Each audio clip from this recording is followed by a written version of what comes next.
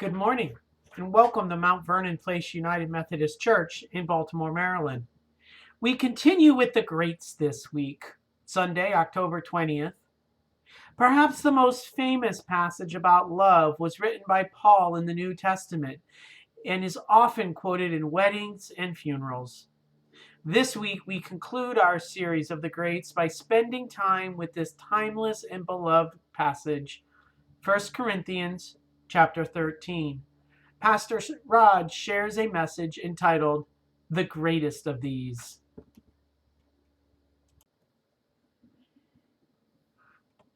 First Corinthians chapter 13, entitled Love, the Universal Spiritual Gift.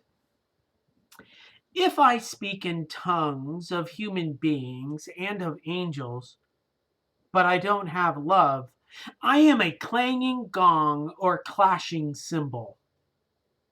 If I have the gift of prophecy and I know all the mysteries and everything else, and if I have such complete faith that I can move mountains, but I don't have love, I am nothing. If I give away everything that I have and hand over my own body to feel good about what I've done, but I don't have love, I receive no benefit whatsoever. Love is patient. Love is kind. It isn't jealous. It doesn't brag. It isn't arrogant. It isn't rude. It doesn't seek its own advantage. It isn't irritable. It doesn't keep a record of complaints. It isn't happy with injustice, but it is happy with the truth. Love puts up all things, trusts in all things, hopes for all things, endures all things. Love never fails. As for the prophecies, they will be brought to an end. As for tongues, they will stop. As for knowledge, it will be brought to an end.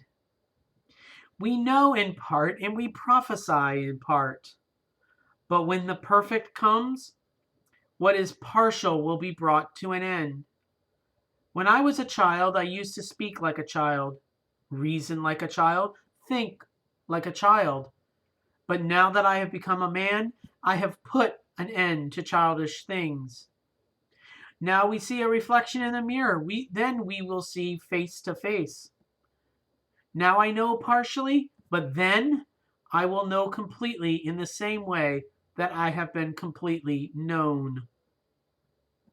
Now faith, hope, and love remain. These three things. And the greatest of these is love. The word of God for the people of God. Thanks be to God. Amen.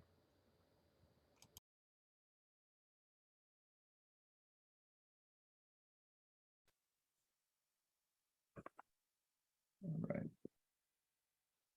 These three remain: faith, hope, and love.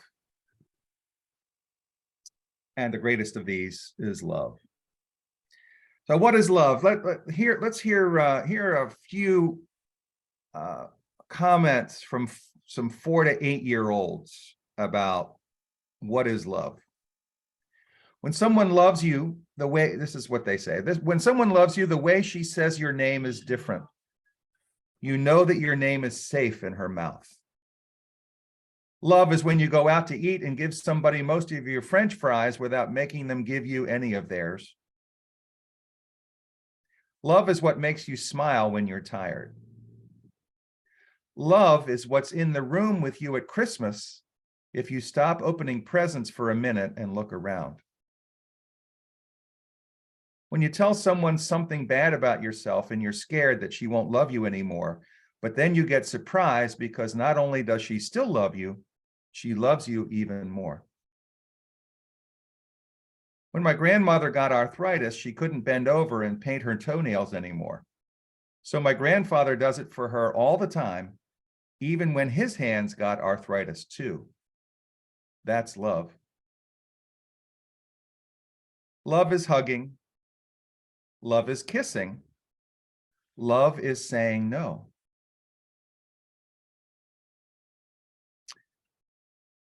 So many wonderful quotes about this. We could talk about love from a lot of different perspectives in a lot of different ways. Here are a couple of my favorites. One is, what is love? Love is what you've been through with somebody. So James Thurber said, love is what you've been through with somebody. Goethe said, love does not dominate, it cultivates. And of course, St. Francis said, "O Master, grant that I may not so much seek to be consoled as to console, to be understood as to understand, to be loved as to love. For it is in giving that we receive, it is in pardoning that we are pardoned, and it is in dying that we are born to eternal life." Love is a direction. Love is a verb. It is more than a feeling. It is a conscious choice to move toward another person. Love is more than being nice. It is setting boundaries. It is more than passion. It is compassion. It is more than desire. It is following through. It is more than tolerance. It is inclusion. It is more than not harming another. It is helping to bring out the best in another. It is more than staying neutral about others. It's choosing to be involved when and where you can. It is moving from sympathy to empathy, seeing someone fall into a hole and looking down and saying, that's too bad, that's sympathy. Going down into that hole and helping them get back up is empathy. That's love. So in truth, love can grow tired and weary. Love can be can wane. Love can be boring. Love can waver and become shaky. Love can be damaged by indifference, by the pressures of time and obligation, by the inability to talk about problems, by drink and other addictions, by impatience, by money, by insensitivity, by emotional disturbances, by the realization that one needs to move on. Love can be a torrent, but it also ebbs and flows. Love has its seasons, its cycles, and its rhythms. Love doesn't run straight. It often gets sidetracked. We return to love again and again by saying that we're sorry. Let's try again. No one ever said it was easy. It's always possible to ask for forgiveness. And the entire Lord's Prayer, when you look at the Lord's Prayer, it's really oriented to affirmations and requests. Give us this day our daily bread. Lead us not into temptation. There's only one part that talks about us, what we're to do, and it says, as we forgive those who trespass against us, as we forgive. God's forgiveness is a given. Our forgiveness reflects God's love to those around us. When we take the time and the courage to forgive, we find how much forgiveness renews love. Forgiveness is the way to renew love. Brings us back to the present. Now, you probably know, and if you don't know, you know now, that I also am a coach. I'm pastor coach. And often coach to pastors, to other pastors and other church leaders. And I'm very blessed to do that. I don't talk about it very much, but I'm blessed to be doing this through in our conference, but in other places as well. And currently, since the beginning of October, I've been meeting with a group of coaches to strengthen our coaching skills. One of the assignments that we have in this group is to have a quest. So a quest, the way they're defining it, is something that is inspiring, engaging, substantial, worthy of our commitment, a risk and a stretch. So it needs to be bigger than just something that we would normally do. They also say it could be a being or a doing quest. So some of the, let me just share what some of the quests are. And one of the group, actually several in the group, want to build their coaching practices. So that's understandable. That's a doing quest. But it's some of the being ones that really stand out to me. One that I know has a young adult daughter who is resentful and stubborn, always goes the other way, always kind of going off the rails. And this friend, this coach, simply wants to be able to love this girl unconditionally. That's her quest. To love my daughter unconditionally. Another one has an autistic son who is a huge challenge. Finding work, getting through day to day, staying, being stable, doing the everyday things. And this coach wants to simply love him fully. Just want to love my son fully. Middle-aged guy said that he spent his whole life keeping love at bay. He's very successful, done great work, a lot of great things. But he says, I always thought about love as something that was not, something I needed to focus on. It was weak. It didn't really do anything. It was a, feely, namby-pamby type of thing. It didn't hold any real water. He said, I didn't need it. It was a distraction. Wasn't worth his time. He said he managed to live his life up until now. He's probably in his 50s without really letting love in. His quest is to let love in.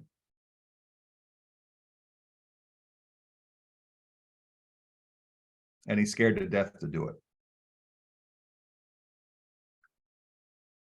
My quest takes love in a little different direction.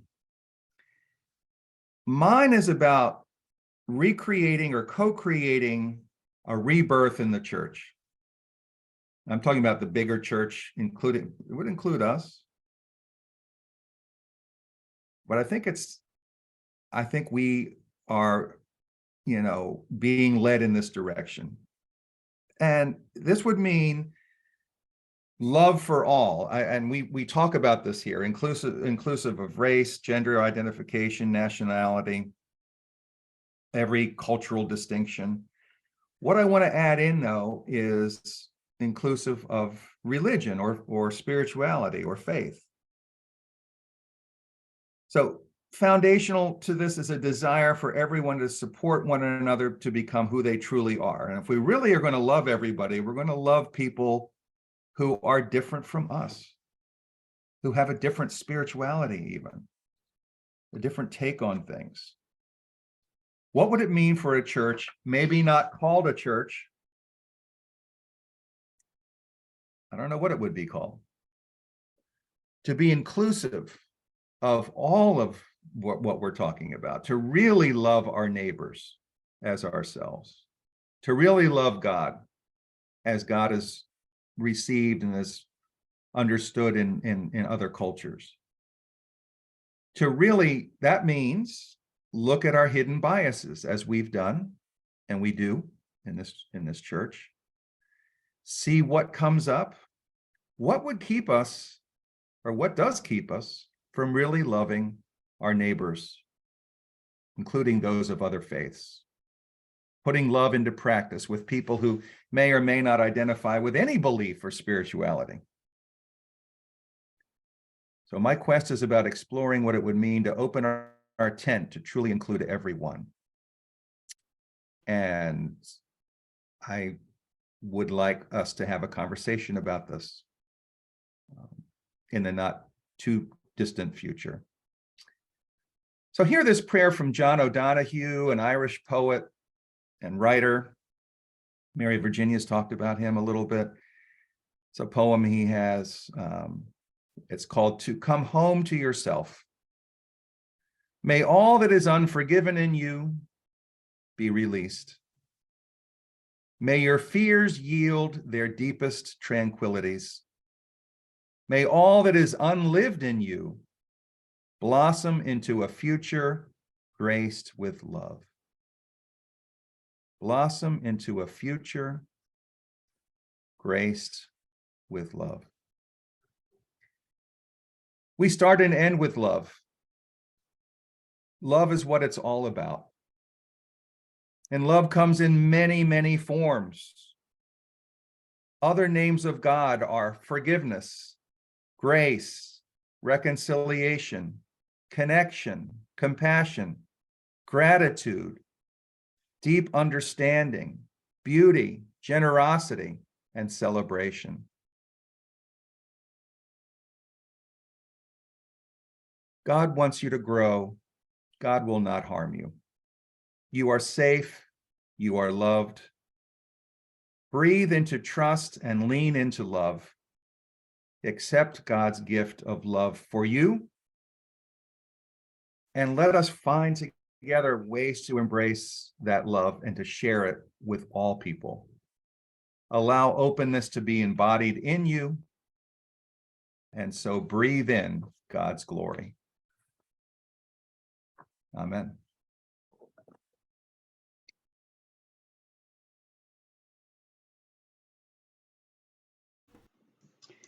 Thank you for joining us today. If the people of Mount Vernon Place United Methodist Church may be of service to you, please email us at mvpumcbaltimore@gmail.com. But for now, may the Lord bless you and keep you until we can meet again. God be with you.